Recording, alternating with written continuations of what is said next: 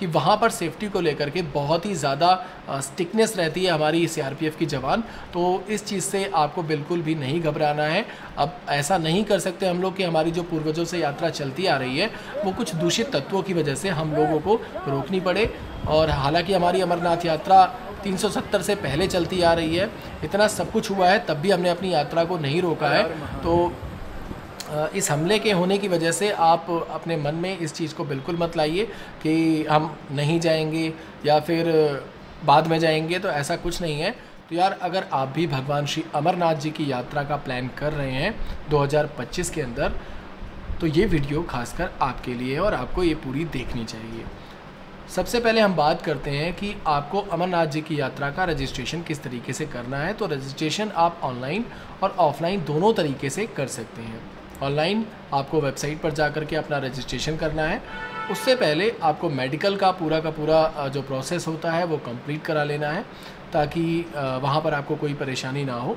दूसरा, अगर आप मेडिकल नहीं भी करवाते हैं तो डायरेक्टली आप बालटाल पे जा कर के या फिर आप पहलगाम में जा कर के वहाँ पर अपना मेडिकल करवा करके और रजिस्ट्रेशन करवा सकते हैं। तो इसमें कोई परेशानी वाली बात नहीं है।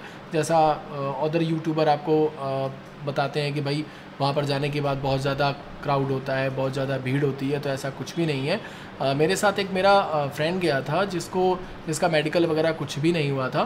तो वहाँ पर जाने के बाद केवल उसका पैन कार्ड वहाँ पर उससे लिया गया और उसे RFID कार्ड दे दिया गया।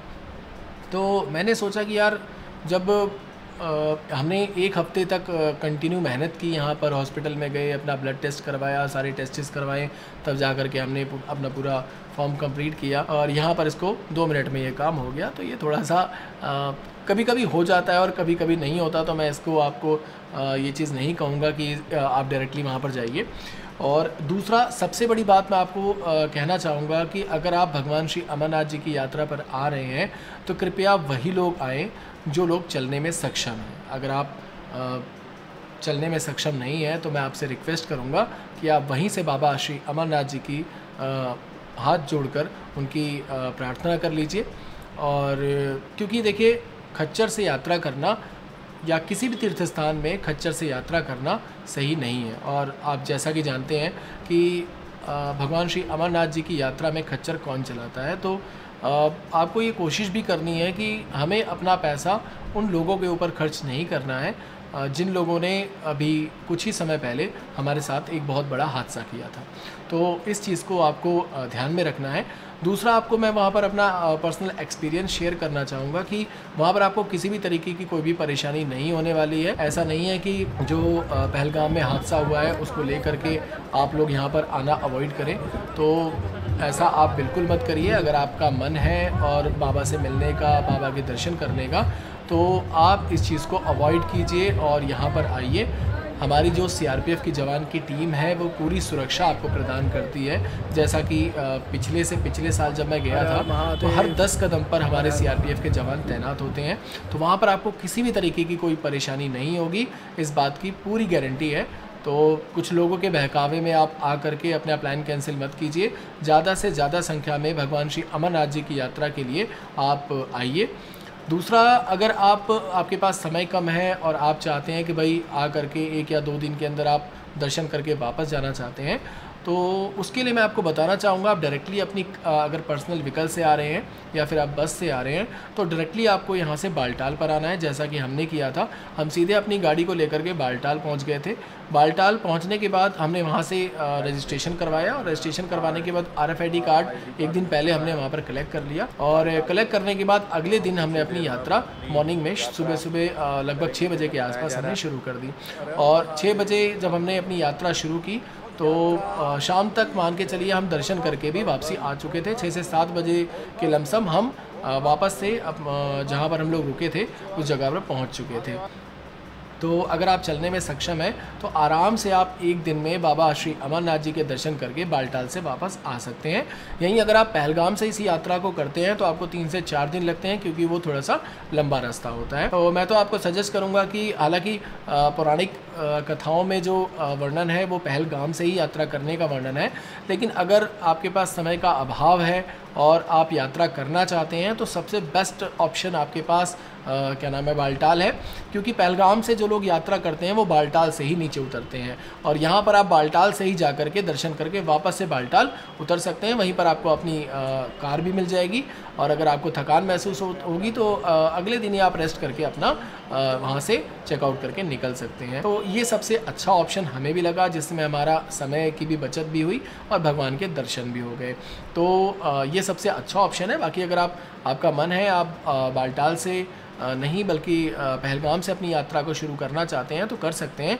इसमें भी आपको कोई परेशानी होने वाली बात नहीं है। वहाँ पर भी आपको बहुत सारे बड़े बड़े शेल्टर मिल जाएंगे जिसमें आप जहाँ पर जा करके अपना रजिस्ट्रेशन करवा करके अपनी यात्रा को शुरू कर सकते हैं। दूसरी सबसे बड़ी बात मैं आपको बताना चाहूँगा कि वहाँ पर आपको खाने पीने को लेकर के कोई भी चिंता करने की बिल्कुल भी ज़रूरत नहीं है, ना ही आपको किसी होटल को वहाँ पर होटल में जा कर के खाना खाने की कोई ज़रूरत है।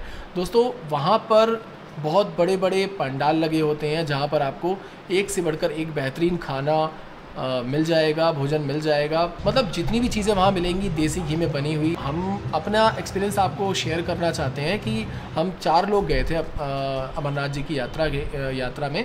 तो मात्र हमारा दिल्ली से अप एंड डाउन का अपनी पर्सनल व्हीकल लेकर के गया था मैं। तो हम पर पर्सन पे मान के चलिए 4-4.5 हज़ार रुपये का एक्सपेंस आया था, जिसमें हमारा तेल भी इंक्लूडेड था, टोल भी इंक्लूडेड था और वहाँ रहना भी हमारा इंक्लूडेड था। खाने का हमारा कोई खर्चा वहाँ रास्ते में एक ही जगह पर हुआ होगा, तो बाकी कहीं खर्चा भी नहीं हुआ हमारा। क्योंकि जैसे ही आप एंट्री करते हैं ना, मतलब जैसे ही आप कठुआ से होकर के जाते हैं तो वहीं से आपको बहुत बड़े बड़े पंडाल दिखाई दे जाएंगे। पूरे रास्ते में आपको वहाँ पर पंडाल मिलेंगे, वहाँ पर जा कर के आप अच्छा भोजन कर सकते हैं। और अगर आप दान देना चाहें, दान करना चाहें तो दान पेटी में आप दान कर सकते हैं, ताकि और भी श्रद्धालुओं के लिए वहाँ पर अच्छी व्यवस्था हो सके। कहने का सीधा मतलब ये है कि अगर आप यात्रा करना चाहते हैं भगवान श्री अमरनाथ जी की, तो आपको खाने को लेकर के वहाँ पर कोई भी चिंता करने की ज़रूरत नहीं है।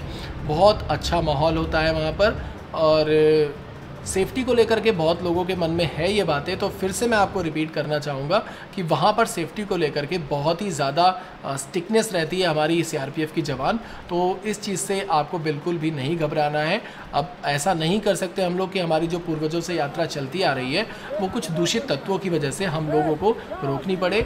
और हालांकि हमारी अमरनाथ यात्रा 370 से पहले चलती आ रही है, इतना सब कुछ हुआ है तब भी हमने अपनी यात्रा को नहीं रोका है।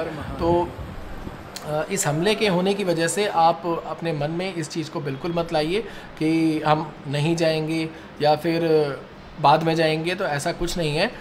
आपको वहाँ पर पूरी सेफ्टी मिलेगी, आप बेफिक्र होकर के वहाँ पर जा सकते हैं। जैसा कि जब मैं गया था तो मुझे जब वहाँ पर इतनी ज़्यादा सेफ्टी मिली, तो हालांकि इस हादसे से 2 साल पहले ही मैं गया था, तो वहाँ पर मैंने देखा था कि बहुत ज़्यादा चौकसी हर 10 कदम पर आपको सीआरपीएफ के जवान वहाँ पर मिलते हैं। दूसरी बात, एक चीज़ और मैं आपको जो कि बताना बहुत ज़रूरी समझता हूँ, वहाँ पर आपको जो वहाँ के लोकल लोग होते हैं उनकी बात बिल्कुल भी नहीं माननी है, ना ही उनके झांसे में आपको आना है, क्योंकि वो लोग मीठा बोलकर आपको फंसाते हैं। सच में ये बात मुझे वहाँ के एक सीआरपीएफ जवान ने बताई और ख़ुद उन्होंने बोला कि ये कश्मीरी जो होते हैं बहुत ही मीठे होते हैं, लेकिन ये अंदर से बहुत ही कड़वे होते हैं। अब ऐसा क्यों हुआ और मैंने इस चीज़ को क्यों माना, इसका मैं आपको एक छोटी सी स्टोरी बताना चाहूँगा, ताकि आपको समझ में आएगा कि हमारे जो सीआरपीएफ के जवान हैं वो इन्हें कितनी अच्छी तरीके से जानते हैं। कि जब हम बालटाल के लिए जा रहे थे तो हमारी गाड़ियों को रुकवा दिया गया था, क्योंकि जब अमरनाथ जी की यात्रा के लिए बसें आती हैं या फिर जो टूरिस्ट लोग आते हैं, तो उसके लिए हमारी जो आर्मी के जवान हैं, जो आर्मी की गाड़ियां हैं, वो उन्हें लेकर के बालटाल तक छोड़ती हैं या फिर पहलगाम तक छोड़ती हैं पूरी सेफ्टी के साथ, जिसके आगे और पीछे गाड़ियां होती हैं आर्मी वालों की और बीच में बसें होती हैं, ताकि किसी भी तरीके की कोई भी दिक्कत वहाँ पर श्रद्धालुओं को ना हो। तो वो काफ़िला जब जा रहा था तो हमारी गाड़ियों को साइड में लगा दिया गया था और कोई भी गाड़ी वहाँ पर नहीं चलती जब तक कि वो पूरी की पूरी गाड़ियाँ वहाँ से पास आउट ना हो जाएं। तो हमारी गाड़ी भी साइड में लगा दी गई थी। तो एक सीआरपीएफ के जवान हमारे बिल्कुल बगल में ही खड़े थे, उनसे हम ऐसे ही थोड़ी बहुत बातचीत कर रहे थे। अचानक वहाँ पर एक स्कूटी पर एक पर्सन आया जो कि वहीं का लोकल था। उसने आगे जाने की उनसे बात की, तो उन्होंने मना कर दिया कि भाई अभी जब तक ये पूरा काफ़िला नहीं जा सकता, जब तक ये पूरा काफ़िला नहीं जाएगा तब तक हम आपको आगे जाने की परमिशन नहीं दे सकते। अब इस पर उसने कहा कि मैं पुलिस में हूँ और जब उन्होंने आईडी कार्ड मांगा, यानी हमारे सीआरपीएफ के जवान ने जब उससे आईडी कार्ड मांगा तो उसने कहा कि अभी मेरे पास आईडी कार्ड नहीं है, और वो बहस करने लगा, मतलब बहुत ज़्यादा बहस करने लगा। और उसने कहा कि सामने किसी का एक्सीडेंट हो रखा है और मुझे वहाँ पहुँचना बहुत ज़रूरी है। हालांकि सीआरपीएफ जवान उन्हें काफ़ी देर तक उन्होंने उसे रोकने की कोशिश की और रोका भी, लेकिन वो बदतमीज़ी पे उतारू हो गया। फिर लास्ट में उन्होंने उसे बहुत रिक्वेस्ट करने के बाद जा कर के छोड़ा। हालांकि वो छोड़ नहीं रहे थे, बहुत ही ज़्यादा रिक्वेस्ट करने के बाद उसने जा कर के हमारे सीआरपीएफ के जवान ने उस पर्सन को वहाँ से छोड़ा। और जैसे ही हमारा काफ़िला ख़त्म हुआ, हम लोग की गाड़ी आगे गई, तो मात्र हम 3 से 4 किलोमीटर ही आगे चले होंगे तो हम वहाँ पर मैं और मेरे जो दोस्त हैं उन्होंने खुद ये चीज़ वहाँ पर देखी कि वो पर्सन जो कह रहा था कि पीछे आगे किसी का एक्सीडेंट हो रखा है, मुझे वहाँ जाना बहुत इमरजेंसी है, ज़रूरी है, रिक्वेस्ट कर रहा था, वो वहाँ खड़े होकर हंस करके किसी एक पर्सन से बातचीत कर रहा था। तो इससे पहले हमें आर्मी वालों से हमारी जो बातचीत हो रही थी, सीआरपीएफ वालों से जो हमारी बातचीत हो रही थी, तो उन्होंने मुझे खुलकर ये बात कही कि बेटा यहाँ पर किसी पे भरोसा करना, मगर यहाँ के कश्मीरियों पे भरोसा मत करना। ये स्टोरी बताने का मेरा जो पर्पज़ है वो केवल यही है। और ये चीज़ आपने पहलगाम में भी देखा, जो पहलगाम में इतना बड़ा हादसा हुआ है, उस हादसे में आप इस बात से अनजान नहीं है कि उस हादसे में शामिल यहाँ के लोकल लोग भी थे। बिना लोकल लोगों के शामिल हुए इतने बड़े हादसे को अंजाम देना कोई आसान बात नहीं है।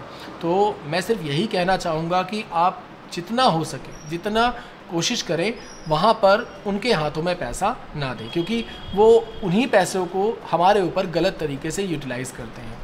बहुत सारी ऐसी चीज़ें हैं जो आप जब वहाँ पर जाएंगे तो आपको खुद इस चीज़ का एक्सपीरियंस होगा। हालांकि मैं 2024 में गया था भगवान श्री अमरनाथ जी की यात्रा के दौरान, तो होली के दिन मैं गुलमर्ग में था और वहाँ की मैंने एक वीडियो जो है हादसे से पहले डाली थी, लेकिन वो इतना पॉपुलर नहीं हो पाई थी। और हादसे के बाद मैंने जो वीडियो डाली है, वहाँ की जो भी मुझे वहाँ पर रियलाइज़ हुआ, अपनी पूरी स्टोरी मैंने वहाँ पर जब बताई है उस वीडियो के अंदर, तो आप लोगों के बहुत सारे कमेंट्स आए हैं।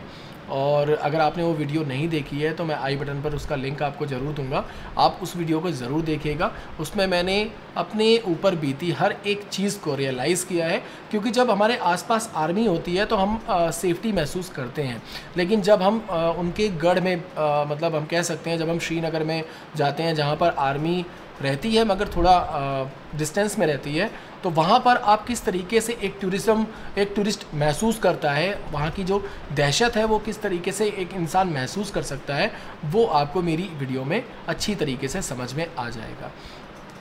तो सब कुछ कहने का सीधा मतलब मेरा यही है कि अगर आप भगवान श्री अमरनाथ जी की यात्रा के लिए जा रहे हैं तो दोस्तों बहुत बहुत शुभकामनाएं आपको। और अमरनाथ जी की यात्रा इसी तरीके से चलती रहनी चाहिए। कुछ लोगों की वजह से हमारी यात्राएं बंद नहीं होंगी और ये हमेशा हमारी इसी तरीके से यात्रा चलती रहेगी। और अगर आपको किसी चीज़ के बारे में जानकारी चाहिए या कुछ और आप मुझसे पूछना चाहते हैं तो आप कमेंट में मुझे लिखकर शेयर कीजिए। मैं इसके बारे में एक डेडिकेटेड वीडियो आपके लिए बनाकर ज़रूर दूंगा, ताकि जो आप यात्रा करेंगे उसमें वो चीज़ आपके लिए हेल्पफुल साबित होगी। और इसके अलावा मैंने ऑलरेडी अमरनाथ जी की यात्रा का अपना एक पूरा वीडियो बनाया हुआ है, उसका भी मैं लिंक आपको डिस्क्रिप्शन में दे दूँगा या आई बटन पर दे दूँगा, आप उसे ज़रूर देखिएगा। उसके अंदर भी मैंने अपना पूरा शुरुआत से लेकर के मैं वहाँ कैसे कैसे गया हूँ, मैंने पूरी चीज़ों को वहाँ पर डिस्क्राइब किया है और हर एक चीज़ उसके अंदर शामिल है। सिंपल सी बात है, मैं आपसे यही कहना चाहूँगा कि हम लोगों को अमरनाथ जी की यात्रा कंटिन्यू रखनी है और बाकी आप लोग खुद ही समझदार हैं। वहाँ पर आपको जो खर्चा है वो लिमिटेड कर रहा है, खर्चा उन लोगों के ऊपर करना है जो हमारे अपने हैं, उन लोगों के ऊपर खर्चा नहीं करना है जो हमारे अपने रहने का दिखावा तो करते हैं मगर असल में वो हमारे हैं नहीं। तो दोस्तों इसी तरीके से मैं जगह जगह जाता रहता हूँ, वहाँ की जो भी कमियाँ हैं या जो भी चीज़ें हैं मैं उसके बारे में एक्सप्लोर करता रहता हूँ। और बहुत सारी वीडियोज़ आपको मेरे चैनल पर मिल जाएगी। मैं नेपाल भी गया हूँ, बहुत सारे स्टेट्स में मैं वहाँ पर घूमा हूँ, ट्रैवल किया है, हर जगह का एक्सपीरियंस मैंने अपने चैनल पर शेयर किया है। कहीं भी जाने से पहले आप मेरी उस वीडियोज़ को ज़रूर देख करके जाएँ, ताकि आपको वहाँ के बारे में, वहाँ के माहौल के बारे में जो है पहले से ही आपको नॉलेज हो। और अगर आपको किसी तरीके की कोई बात मुझसे पूछनी है तो कृपया मुझे कमेंट में ज़रूर बताएँ। हर हर महादेव, जय शिव शंकर, जय बाबा बर्फानी।